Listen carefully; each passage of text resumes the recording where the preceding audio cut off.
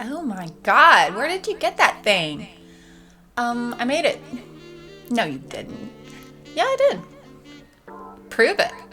Okay, I'll show you.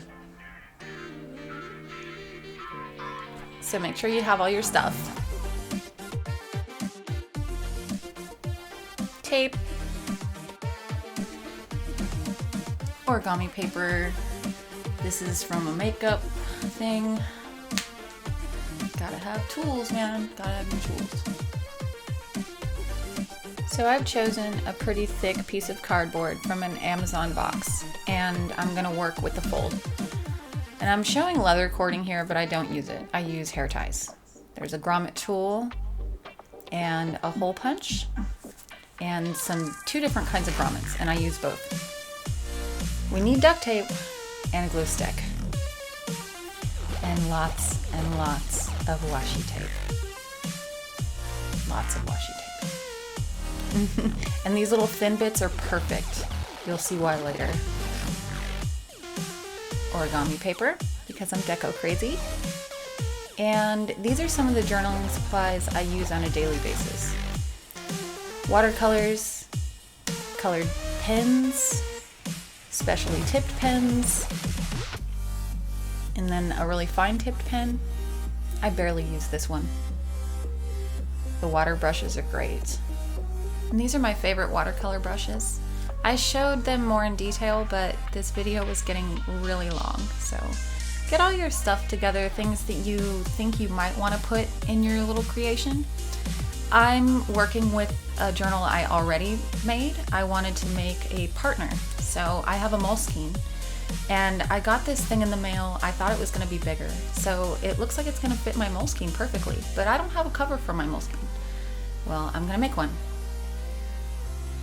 So I think I want it to be pretty thick because I want it to hold some other pamphlets too, because I want this to be my art journal. So I wanted to put a pamphlet of origami paper folded inside this so that I can paint on it.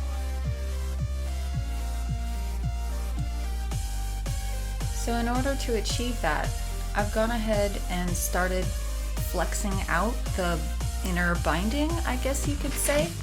The spine on the inside needs to be broken down, but in a certain way so that it's not broken, it's doing what you want it to.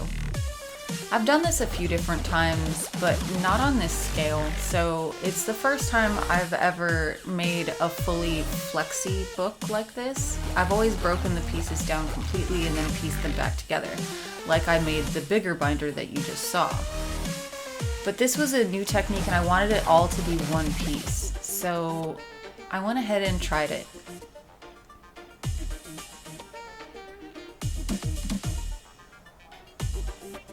Here I'm just breaking down lines. They're not necessarily spaced apart evenly, but I wanted them all to be concise and sharp and you know, well formed so that it would flex well. And then I used the ruler to push. And I should have like used a dowel maybe or something like that. Would have been easier, but I just had the ruler, so I was using that. And then as I was checking with my book and then stacking other things with it, I realized that I needed more and more of these alongside.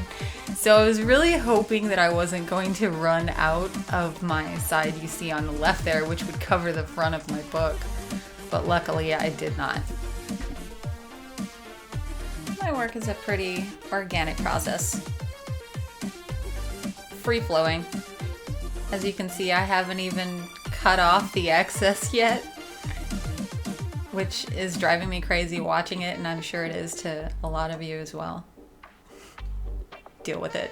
I'm doing it right now.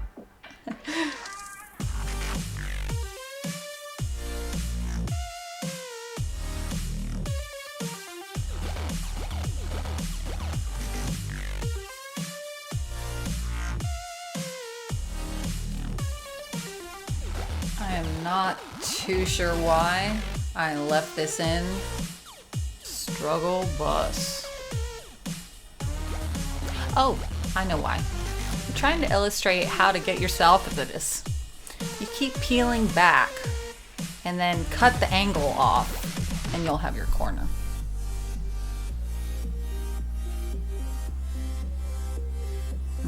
Always measure.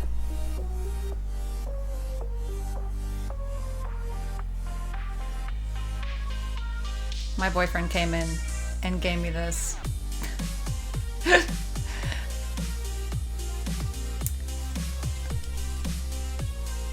I hate using it. I slip too much. And I never hurt myself, but I mess up my cuts.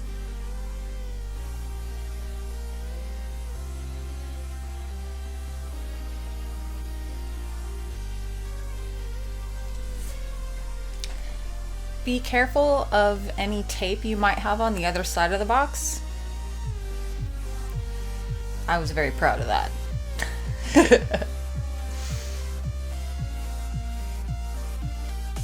So it looks like I have my form.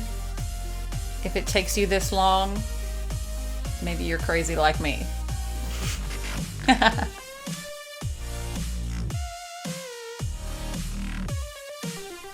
But this is a different technique. I'm doing something new. I've never done this. So I like to take my time with things. Just flexing it, really manipulating it, almost macerating it.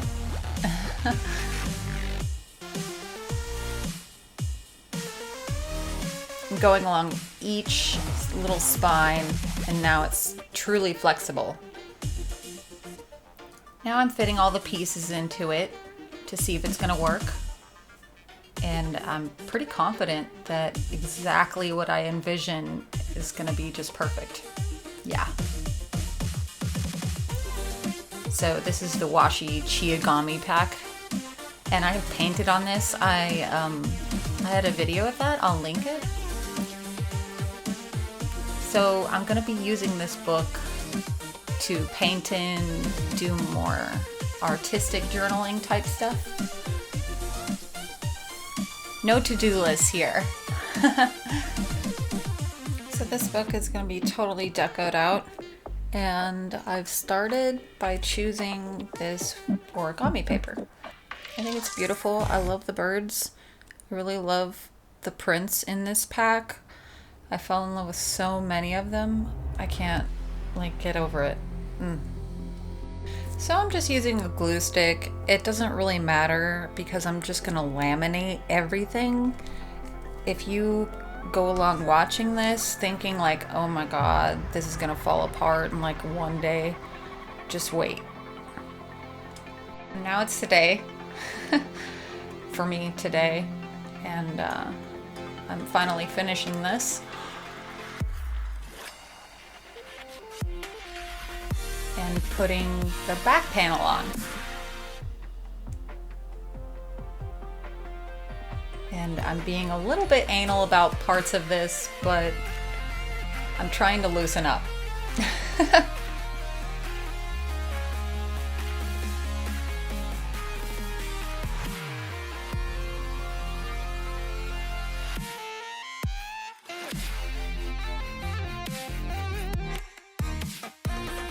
As you can see, this particular duct tape really does hold the universe together.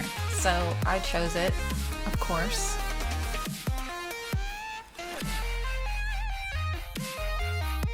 And I've gone ahead and measured and laid out where I want it to be, because it's not going to cover or even meet up to either panel, which I don't really want it to in any way. And I use a credit card to really mash it in, get it flexible. And then cut off the excess.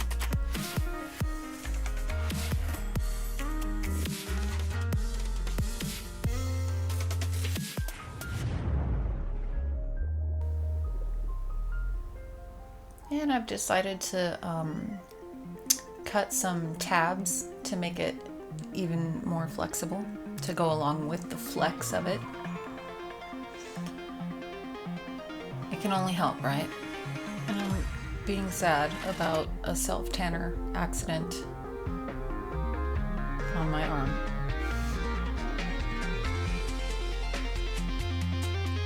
So I've lined it up and I'm going ahead and do the inside too and cut off the excess flush for this one.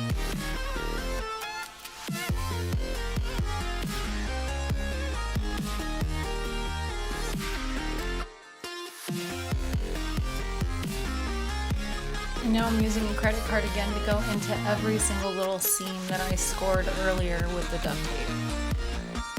And I'm pretty happy with the spine now, so I'm moving on to decorating the interior. So I've chosen this postcard and I'm gonna cut out the image that I want from it. I chose this postcard first because it's awesome, and second, it's going to, all of the designs that I chose correlate and complement my larger journal.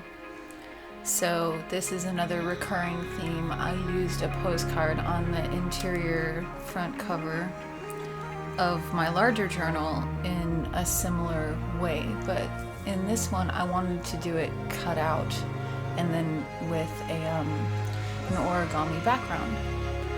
And as you can see on the back, it's from Digipop.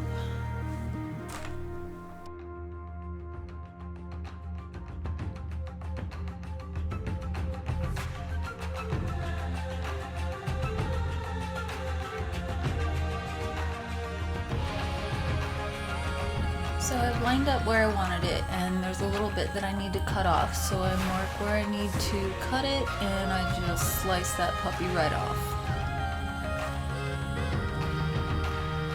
And it fits perfectly.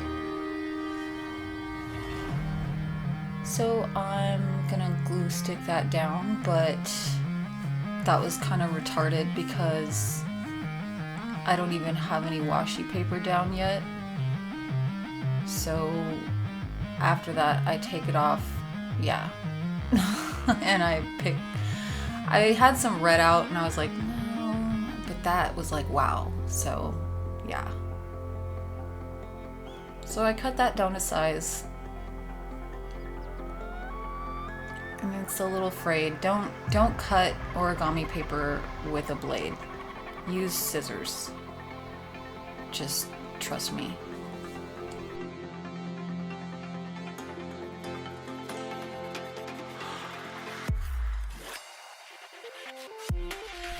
So now I'm glue sticking down my cutout, and I really like how that looks with the background a lot.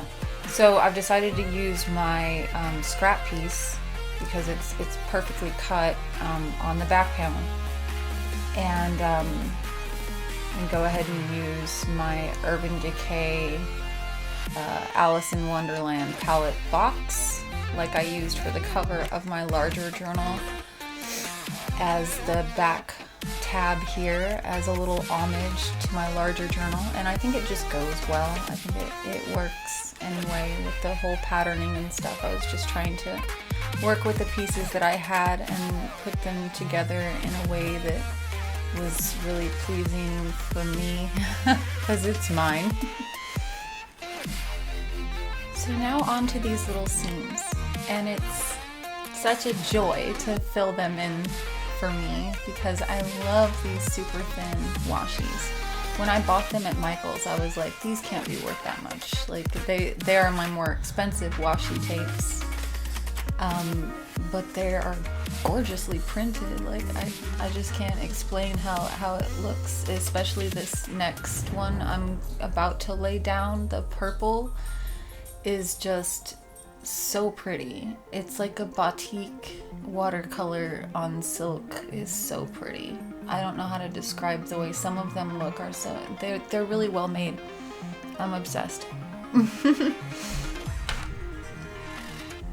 So I am moving on to border out the rest and trying to find the right complement for these seagulls or whatever the crap they are. Albatross? I don't know what it is. Is it crane? Not sure. Birds. So I've chosen the little Hello Kitty ones because who doesn't love Hello Kitty, right? I mean, are you crazy? So right here I cut off a little piece and I just stuck it on my table trash can because I wanted to start at a certain point.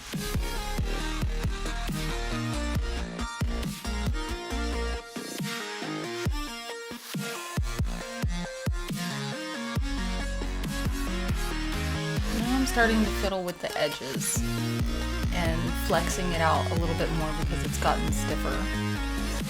So I'm bordering out with the Hello Kitty on this spot here as well, just the top and the bottom of this particular washi. And I'm going on the inside, and no, that doesn't work. So I'm looking, and I'm not even really happy with what I chose, but it's the best out of what I had. So I'm okay with that. And all in all, it really did turn out really well. And I wasn't happy with that fold over, so I undid it and I cut off the excess with my precision non-stick scissors. They are not non-stick on duct tape, period. So now I've started laying down washi on the parts that I want to cover on the inside.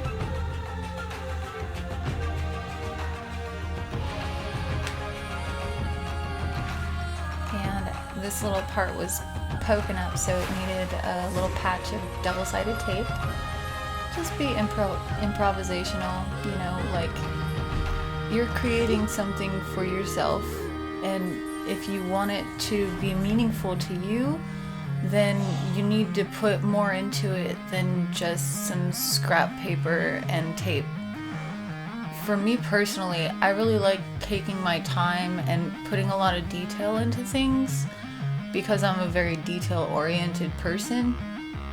So I like seeing all those tiny little details. When I buy something, that's what I look for. When I make something, I go crazy. So as you can see, my design is pretty elaborate, and you might not want to do something this complicated, and you know, like I have a lot of precise cuts and the way the different things match up and stuff, but like I said, I'm gonna cover everything, so it's all gonna be protected. And I like the different combinations of washis that I chose and how they complement each other in kind of a strange, quirky way.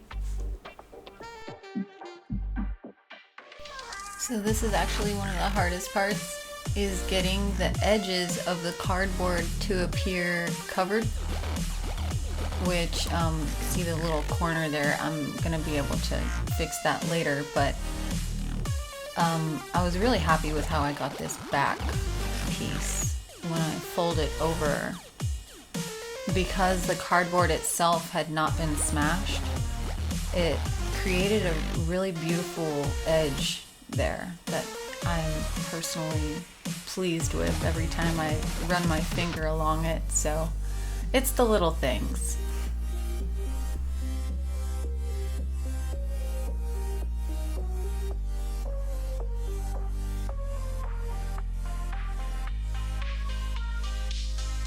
And now, because I'm crazy, I'm going to go ahead and seal the top edges where you see the corrugation of the cardboard with the washi tape, so that literally every part of the cardboard is going to be covered in some sort of decorative element by the time I am ready to laminate.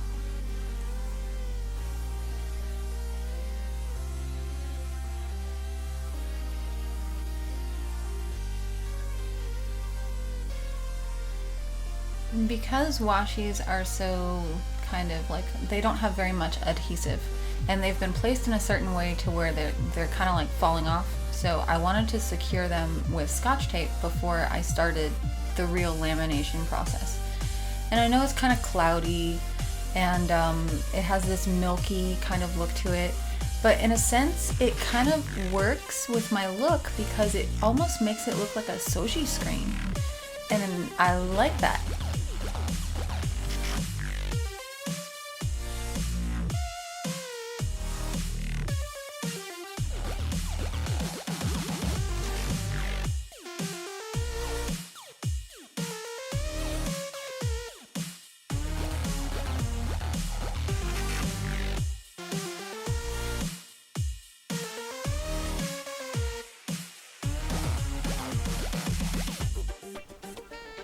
After I have every edge covered in Scotch tape, I guess I took off for a minute and I come back and I'm trying to get it flexible still. I'm trying to make it as flexible as possible as I work with it.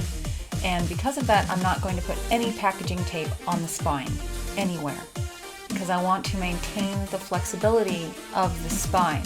So I'm only really laminating what needs to be laminated anyway, because why would you laminate duct tape? It's duct tape, it's fine. So long as you don't really have the edges exposed, you're not going to have a problem with it peeling or things like that. It's pretty strong stuff. So I'm laying down the packaging tape as smoothly as I can, and I'm rolling out some excess because when you peel it off the roll, you get like these clicks of movement and you'll get like a stripe on the tape, and I really didn't want any of that, so I may peel off a little bit more than I need just so that I have that really smooth and clean piece of tape that I'm laying on my piece. And I got down to a method where it was pretty easy, and here is the laminated cover with all the pieces covered. And because the edges were covered in Scotch tape, I didn't need to fold anything over. And now I'm punching the holes for my grommets, and I wanted it measured, but I ended up, it's off and it doesn't even matter. So honestly, don't kill yourself over it because it's still going to function. And it does. It functions just fine, and I don't even notice that, you know, the bottom grommets are wider apart than the top grommets. So get over it, Carrie. So after the hole punch, the holes needed widening with the scissors, and then I could put the grommets in. Then I used the grommet tool. I'm sorry that my head got in the way, but I had to flip the tool over many times to get the desired effect. And there is pretty much the finished book. I want a center hole. So I've gone down here and I'm using awls, if that's how you say it. I'm pounding holes. They're pounders, and you pound a hole through. So you just get a little hole first, and then that's the larger one, the black one, and I'm pounding it bigger. And then I forgot my scissors.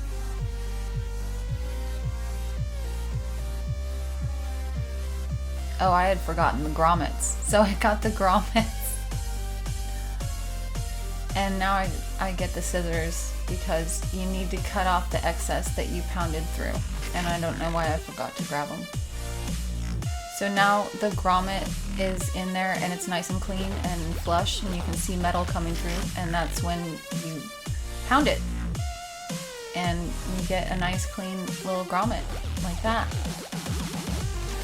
So I've chosen to use one of these ribbon hair ties, and I just loosened the knot like one pull. I just kind of like pulled the knot and then tightened it, and then it was fine to fit over this like a 3x5 book. And then the elastics I'm using are so old and shot, like I just started pulling them and they snapped. So I just threaded it through and tied a knot and called it a day on that. I'm going to replace them with proper elastics when they get here. but I didn't want to use the leather again. I really don't like the leather. I bought that leather cording in lieu of finding what I really wanted, which is what I am waiting for in the mail. Real elastics with different colors too. So I'm filling it up with my inserts, and I'm pretty happy with the way it's feeling. It needs to break in for sure, but here we are. And you can choose anything you want, literally, guys. Like, you don't have to use cardboard either, because this is super stiff, right? Like, you could use manila envelope, you could use cardstock, you could use a lot of different things. Just be creative and keep in mind that with the grommets, you've definitely ensured stability with the cording. Like, you know it's not going to rip anything. So you can pretty much grommet anything. And so long as it's stiff enough to hold the tension and not buckle, you've got yourself a traveler's journal. It's pretty cool. So if you want to collect anything, you don't even have to be a writer. Just start collecting your memories. Keep them together, and you'll be surprised what you might build up. So here, as I'm looking through my big journal, I'm like, oh wow, that just fell out. I didn't have washi tape when I put it in, so it was just Scotch tape, and bending it back and forth, it just literally broke at the seam, so I'm repairing that. And that is pretty much it, folks. I really hope you enjoyed this little tutorial on how to make your own book in my new fangled way.